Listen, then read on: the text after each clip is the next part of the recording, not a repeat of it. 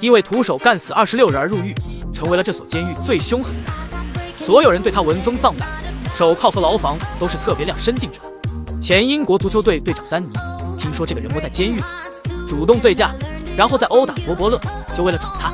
这所监狱关押的全是罪大恶极之人，每个人身上都是背着命案。入狱后的丹尼并不风光，反而很狼狈，跟所有监狱一样，新来的狱友都会特殊对待。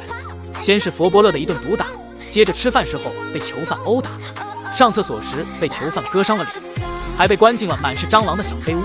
丹尼被整得没了脾气，回想起以前灯红酒绿的日子。不久，监狱的典狱长召见了丹尼，叫丹尼帮忙训练典狱长的一支球队。丹尼果断拒绝了。丹尼要自己组建球队，自己挑选球员跟典狱长的球队比赛，这可乐坏了典狱长。一群囚犯还能跟典狱长花了大价钱的球队相比？典狱长同意了，让丹尼自己去挑队员。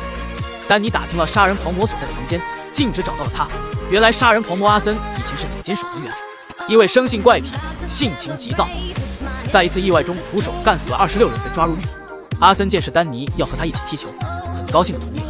因为眼前的男人以前是国足队长，一脚足球能够踢爆一辆汽车。就这样，11人的足球队组建完成。丹尼队毕竟是囚犯队伍，人员参差不齐，每个人都是暴脾气，稍不注意就要打个你死我活。反观狱警队，专业的训练，专业的球员，个个都井井有条，这让丹尼非常头疼。既然正规的训练行不通，那就来点非正规手段。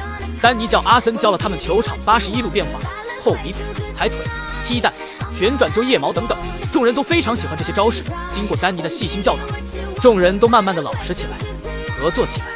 很快到了比赛的日子，监狱里的所有人都无比的激动，因为监狱很久很久都没有这么热闹。因为英国人都喜欢足球。很快，丹尼队就开始把学到的招数发挥得淋漓尽致，连阿森都不例外，下手之狠辣，吓得眼前的狱警浑身发抖。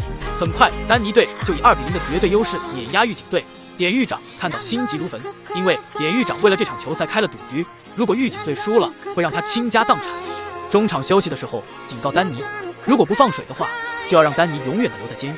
果然，下半场开始，丹尼就魂不守舍，带球被夺，接球被抢，队友传球也接不到，然后被撞倒，以脚伤为由退场休息。囚犯队一名胖子气得抓起面前的狱警就是一顿揍，一拳再来一拳。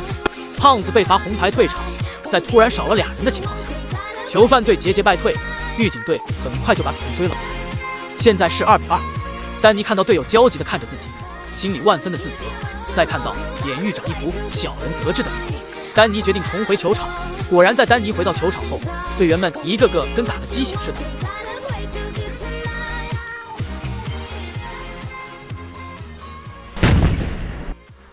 在10人对战11人的情况下，最后1分钟球进了，囚犯队球进了，丹尼队3比2赢得了比赛，全监狱废除。除了典狱长，丹尼因为没有听从典狱长的话，结果会如何呢？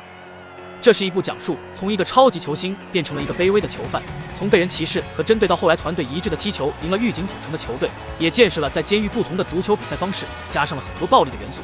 但整篇以足球为核心的这部电影，剧情带的节奏很好，到后面让男主的出场参加比赛，而看见了踢的真正的足球。